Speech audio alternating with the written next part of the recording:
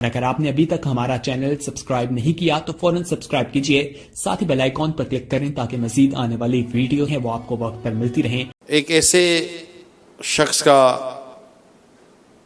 واقعہ، اس کی سٹوری بیان کرنے جا رہا ہوں جو غریب تھا مگر وزیر بن گیا۔ کیسے؟ گھرانہ اس کا کھیتی باڑی کرتا تھا، بہت کم آمدنی تھی، گزارا ہو جاتا تھا اور وقت گزر جاتا تھا۔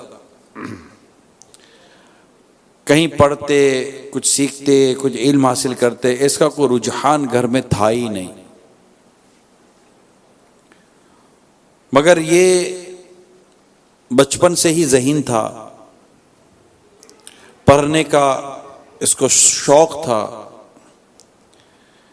یہ کہیں نہ کہیں علم سیکھنے، علماء کی مجلس اختیار کرنے کی جستجو میں رہتا، جاتا، بیٹھتا، سنتا، سمجھتا، کچھ پڑھتا، کچھ لکھتا۔ چونکہ ذہانت تھی، حافظہ بھی اچھا تھا تو باتیں یاد رہ جاتی تھی۔ اس کا معاملہ اسی طرح بڑھتا چلا گیا اور وہ پڑھتے پڑھتے پڑھتے پڑھتے ایک اچھا خاصا عالم بن گیا۔ اب زیادہ علم حاصل کرنے کی جستجو میں بغداد کا انہوں نے سفر کیا اور پڑھانا بھی شروع کیا۔ پڑھنے کا بھی رجحان جاری رہا، سلسلہ جاری رہا پڑھنے کا بھی۔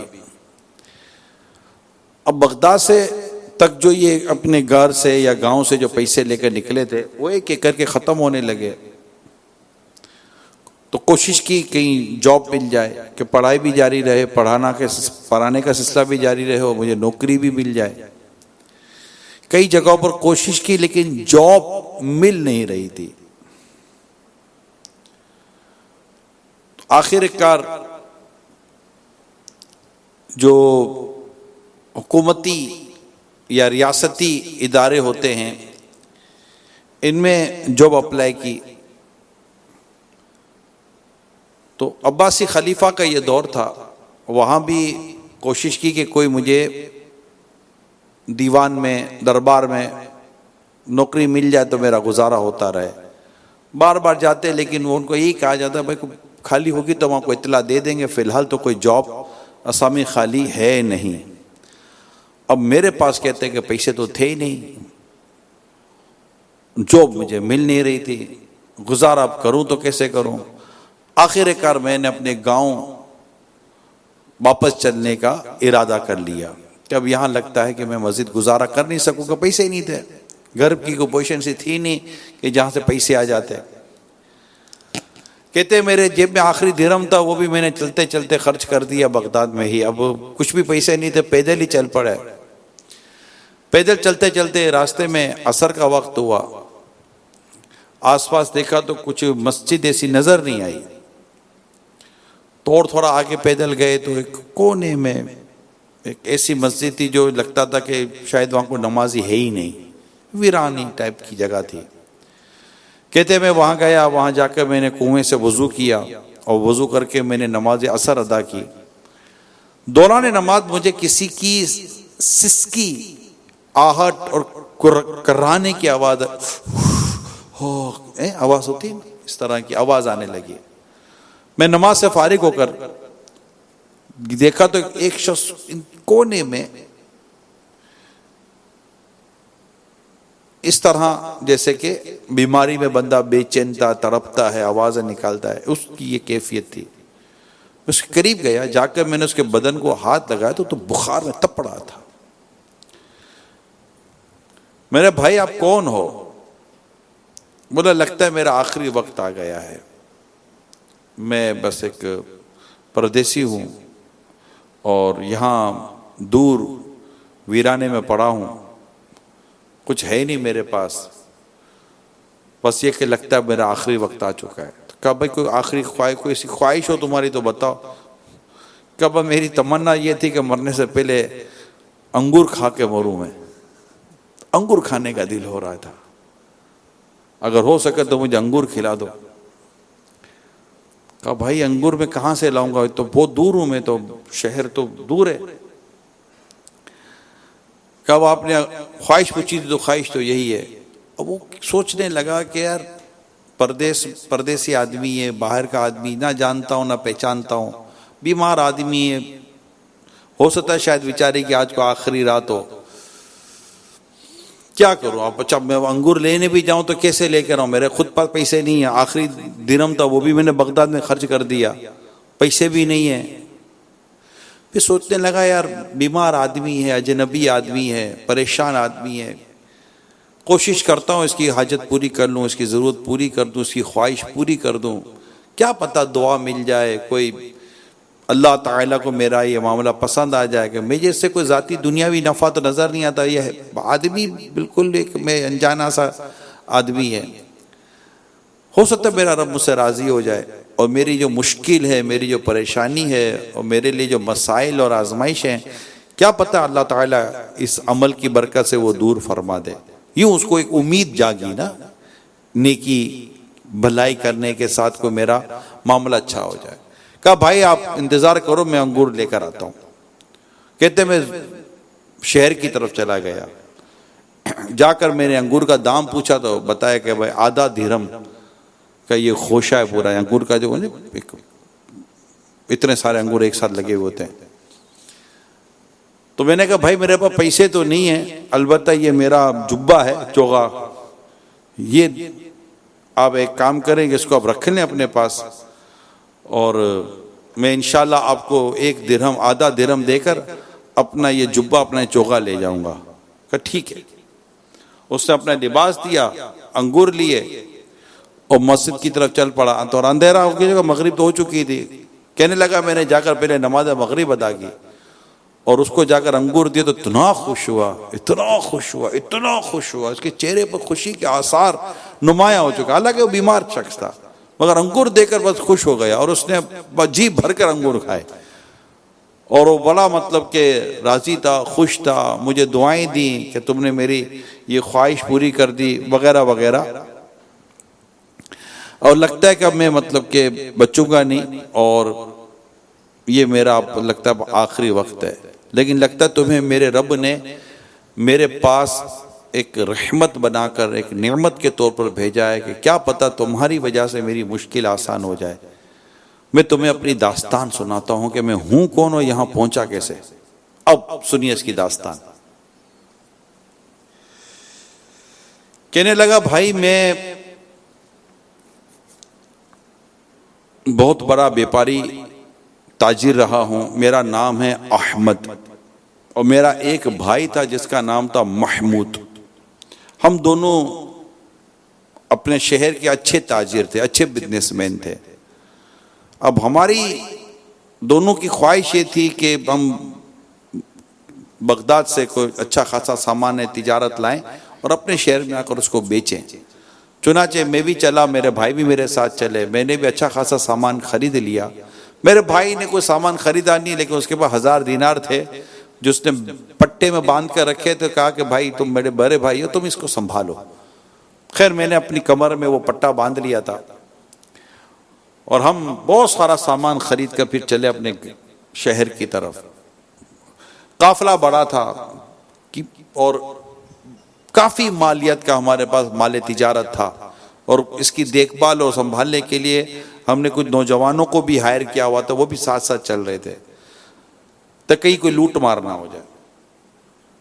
اب شہر ہمارا تھوڑا ہی فاصلے پر رہ گیا, لیکن رات ہو گئی تھی, ہم نے آرام کیا. اب اچانک پتہ نہیں کہاں سے ڈاکو آ گئے اور وہ دھاوا بولا, سب کے ہوش اڑ گئے, کچھ سمجھ نہیں پڑی کیا ہو گیا. مجھے بھی مارا, میں بھی زخمی ہو گیا, مال لوٹا, قتل و غارت گری ہوئی, کیا کچھ نہیں ہوا, اور سارا مال لوٹ کر وہ چلے گئے. میں بھی زخمی بے ہوش ہو گیا. جب میں اٹھا دیکھا تو یہاں تو کچھ لاشیں پڑی تھیں, کچھ زخمی پڑے تھے. میں نے اپنے بھائی کو ڈھونڈا, میرا بھائی کہیں مجھے ملا ہی نہیں. اور میں مطلب کہ زخموں میں چور چور، کہیں جانے کی پوزیشن رہی نہیں، اور بھائی کو ڈھونڈتا رہا، یہاں گیا وہاں گیا، شہر کریا دیکھا، لیکن میرا بھائی مجھے نہیں ملا۔ مجھے لگا ہو سکتا ہے شاید میرے بھائی کو انہوں نے کو مار کے کہیں پھینک نہ دیا ہو۔ تو بھائی آپ کیا کریں؟ وہ داستان جو جس کو سنائی جا رہی تھی، کہ مسئلہ یہ ہے کہ میرے بھائی کے 1000 دینار میرے پاس ہیں، اور میں اب دنیا سے جانے کی پوزیشن میں ہوں، یہ میرے بھائی کی میرے پاس امانت ہے، تم مجھے خوش قسمتی کے ساتھ مل گئے ہو، میرا بھائی کا نام یہ ہے، کچھ اس طرح کی نشانی وغیرہ بتائیں، یہ میں تمہیں سونپتا ہوں، اگر میرا بھائی تمہیں مل جائے تو یہ اس کی امانت اس کو دے دینا، اور کہنا کہ تیرے بھائی نے کوشش کی تجھے ڈھونڈنے کی، مگر تجھے تیرا پتہ نہ مل سکا۔ یہ کہہ کر اس نے 1000 دینار کا پٹا بیلٹ میرے سپرد کیا، اور پھر تھوڑی دیر وہ سو گیا، میں بھی وہیں سو گیا، رات ہو گئی تھی۔ جب اٹھے تو اس کا انتقال ہو چکا تھا۔ اب میں 1000 دینار کا پٹا لے کر بیٹھا ہوا ہوں، اب کروں تو کیا کروں؟ اپنے شہر جانے کے بجائے میں نے بغداد کا راستہ لیا کہ چلو مدد کرنی ہی ہے۔ مطلب ذہن بن گیا تھا کہ میں اب اس کی امانت اس کے بھائی تک پہنچاؤں، اس کے بھائی کو ڈھونڈوں، بغداد کی طرف جاؤں، ایک اور شہر کی طرف جاؤں، شاید بھائی مل جائے اور اس کی امانت اس تک پہنچ جائے۔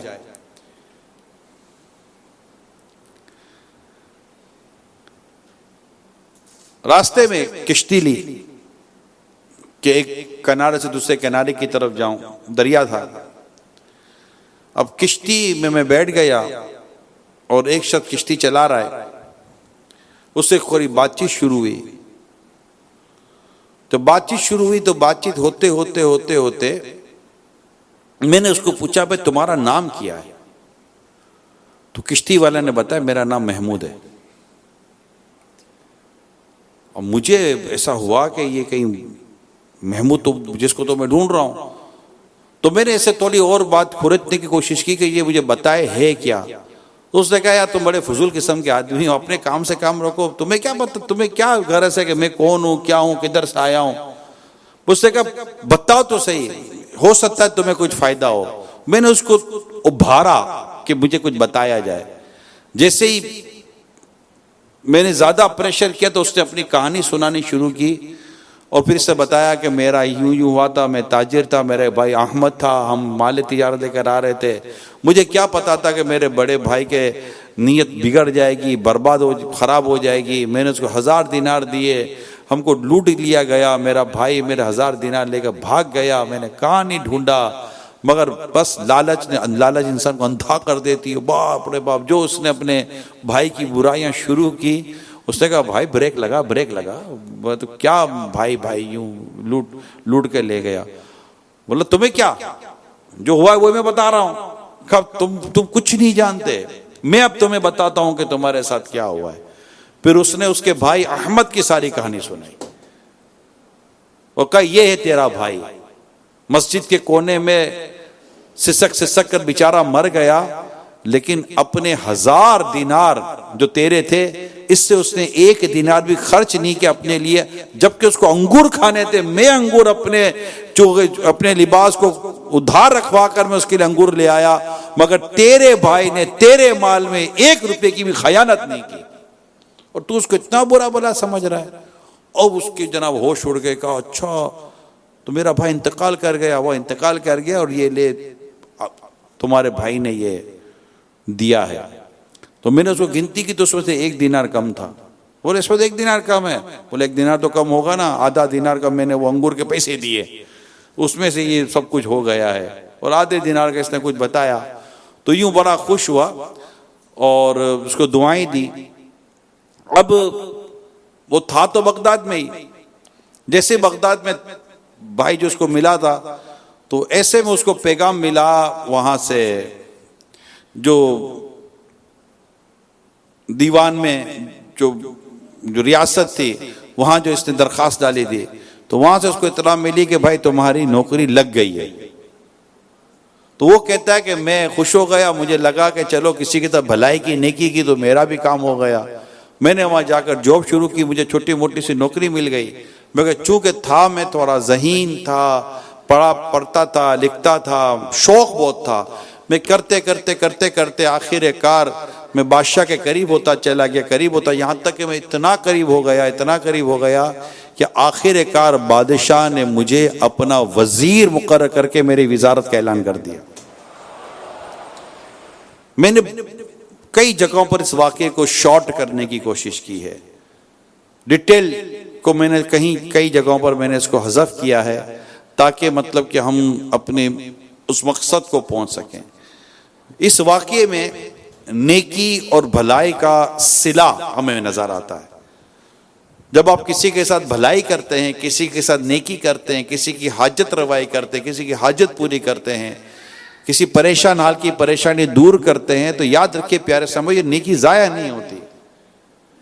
اللہ پاک اپنے پیارے اس بندے کو جو اس کی رضا کے لیے کام کرے، کیونکہ وہاں اس شخص کی کوئی دنیاوی غرض نہیں تھی، اس سے کوئی مال و دولت نہیں کمانا تھا، اس سے کوئی ریاست یا کوئی مطلب کہ اس سے کوئی اور فائدے نہیں اٹھانے تھے. اس نے اپنے رب کی رضا کے لیے ایک شخص کی حاجت پوری کی، تو اللہ تعالیٰ نے اس کے لیے کتنی آسانیاں پیدا کر دی. نہ صرف اس کو یہ کہ جاب مل گئی، بلکہ جاب ملنے کے ساتھ ساتھ وہ بہت بڑی وزارت پر آ کر بیٹھ گیا، وزیر، بادشاہ کا وزیر بن گیا. یعنی ایک انگور کے خوشے نے اسے وزارت دلا دی. اللہ تعالیٰ کو اس کی نیکی پسند آ گئی، اس کی بھلائی پسند آ گئی. میرے پیارے اسلام بھائیو، ایسے نیکی اور بھلائی کرنے کے موقع ہمیں اتنے بعض اوقات ملتے ہیں، لیکن یار اپنا کیا جاتا ہے، اپنا کوئی لگے وگے نہیں، اپنے جانتے نہیں ہیں، پہچانتے نہیں ہیں. ارے خدا کے بندو، مسلمان ہے، اللہ کا بندہ ہے، تو مسلمان کی مدد کرتا ہے. آپ نے کیا حدیثیں نہیں سنی؟ میں آپ کو کچھ حدیثیں سناتا ہوں. اللہ کے پیارے حبیب صلی اللہ تعالی علیہ وآلہ وسلم فرماتے ہیں، جو بندہ اپنے بھائی کی حاجت کے لیے چلا، اس کی ضرورت پوری کرنے کے لیے، یہاں تک کہ اس کی حاجت پوری کر دی، اللہ پاک اس پر 75,000 فرشتوں کا سایہ کر دیتا ہے، جو اس کے لیے مغفرت طلب کرتے اور دعا کرتے رہتے ہیں. اگر یہ صبح کو اپنے بھائی کی مدد کو نکلا تو فرشتے شام تک اس کے لیے مغفرت کی دعا طلب کرتے ہیں، اور اگر شام کو چلا تو صبح تک. اور یہ جو بھی قدم اٹھاتا ہے، ہر قدم کے بدلے اللہ پاک اس کی ایک خطا معاف فرماتا ہے اور اس کا جنت میں ایک درجہ بلند فرماتا ہے.